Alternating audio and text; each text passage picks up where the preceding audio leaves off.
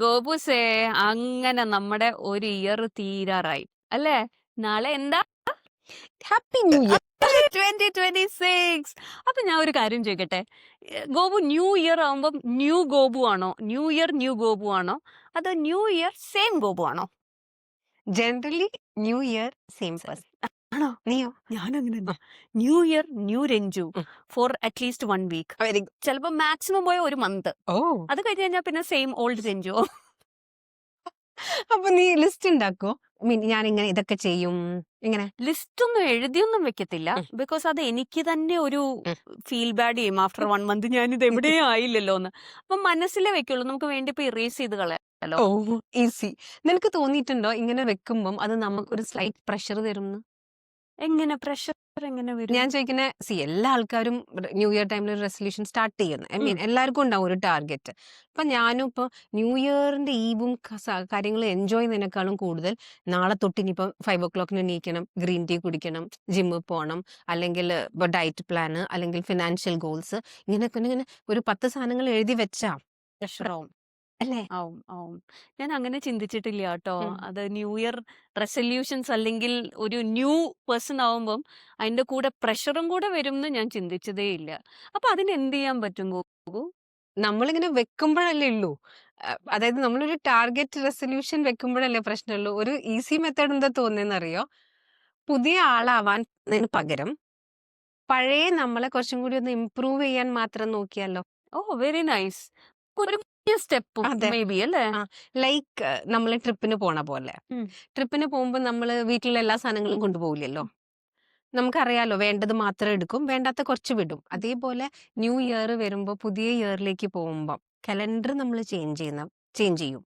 പക്ഷെ മനസ്സിനൊന്നും ക്ലിയർ ചെയ്യില്ല. രാവിലെ എണീക്കുമ്പോ it is that same person അല്ലേ? അതിന് പകരം നമ്മുടെ ഈ അൺവാണ്ടഡ്, നമ്മൾ പറഞ്ഞ ക്ലട്ടറിങ് പോലെ അൺവാണ്ടഡ് ഇമോഷൻസിനെ ഒക്കെ ഒന്ന് മാറ്റി വെച്ചാലോ? Very nice. എനിക്ക് തോന്നുന്നു ചിലപ്പം ചില ഹേർട്ട് ഫീലിങ്സ് അല്ലെങ്കിൽ ബാഡ് ആയിട്ട് നെഗറ്റീവ് ആയിട്ടുള്ള ഫീലിങ്സിനെ നമ്മളങ്ങ് മാറ്റി വെക്കുക അല്ലെ, എന്നിട്ട് ഒരു ഇയറിൽ പോസിറ്റീവ് തോട്ട്സും കൊണ്ട് വെച്ചാൽ അപ്പോഴും ന്യൂ രഞ്ജു ആവും. അതെ, അത് കുറച്ച് ഈസി മെത്തേഡാണെന്ന് എനിക്ക് തോന്നുന്നു. അതായത് എന്തൊക്കെയോ ചെയ്യേണ്ട ആവശ്യമില്ലല്ലോ, കുറച്ചൊന്ന് ചേഞ്ച് മാത്രം അല്ല, ചെയ്താ. ആക്ച്വലി നമ്മൾ ഒരു ന്യൂ ഇയർ എന്ന് പറഞ്ഞു കഴിഞ്ഞാൽ ന്യൂ തിങ്സ് അല്ലെങ്കിൽ how we can change, how we can improvise എന്നൊക്കെ വിചാരിക്കാറുള്ളൂ. What we should not take, അതിനെപ്പറ്റി നമ്മൾ സംസാരിക്കാറും ചിന്തിക്കാറും ഇല്ല, which is a real good point. And easy to do അതെ, അല്ലേ? നമുക്കല്ലേ Comparatively. നമ്മളുടെ ബാഗേജസ് അറിയുള്ളൂ. അതിനെ വിട്ടിട്ട് വേറെ ഒരു പുതിയ ഡേ, പുതിയ ഇയറിലേക്ക് സ്റ്റെപ്പ് ചെയ്യാൻ പറ്റുള്ളൂ അല്ലേ? പക്ഷെ അതിന്റെ കൂടെ ഒരു കാര്യം കൂടി ഉണ്ട് ട്ടാ.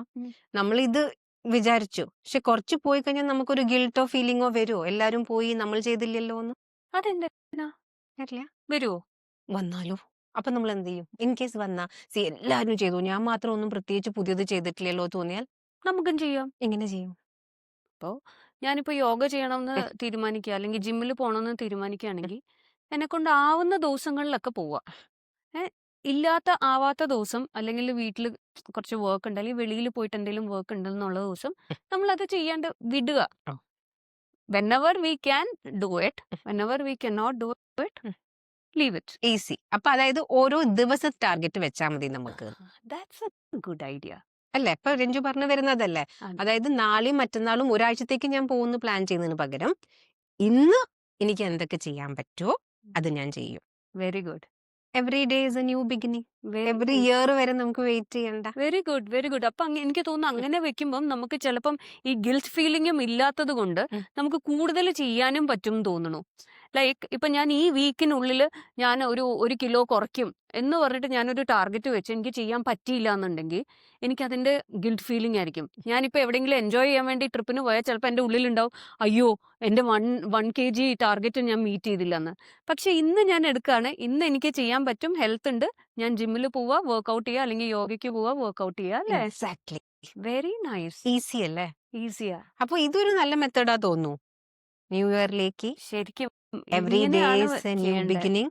നമ്മൾക്ക് എക്സോസ്റ്റ് ആവുന്ന ഫീലിംഗേ ഇല്ലേക്ക് നമ്മൾ നമ്മളെ ഡ്രെയിൻ ചെയ്ത് സ്ട്രഗിൾ ചെയ്യാണ്. ഗിൽറ്റ് ഫീലിംഗ് ഇല്ല. ഇല്ല. ഓൺലി ഹാപ്പിനെസ്, ഹോപ്പും ഓപ്പർച്യൂണിറ്റി. അതെ, കമ്പാരിസണും ഇല്ല. ഇല്ല. Very nice. ഇപ്പൊ ഓരോ ദിവസം നമുക്ക് തോന്നും, നാളെ എനിക്ക് ഇനിയും ഓപ്പർച്യൂണിറ്റി ഉണ്ടല്ലോ, അതെ. അപ്പൊ രാവിലെ എണീക്കുമ്പം grab the opportunity. Very nice, very nice. അപ്പൊ ഈ 2026 നമുക്ക് അങ്ങനെ വെച്ചാലോ, each and every day is a new year, like a new year, a new day, new beginning, and whatever we can do we will do it. Very nice. അപ്പൊ നമ്മുടെ resolution set. അതെ. Very easy achievable target very true, very true. അല്ലെ? So let's wish everyone very very happy and prosperous 2026. and don't forget to count your blessings. Thanks for watching Echoes of Her Way. And go.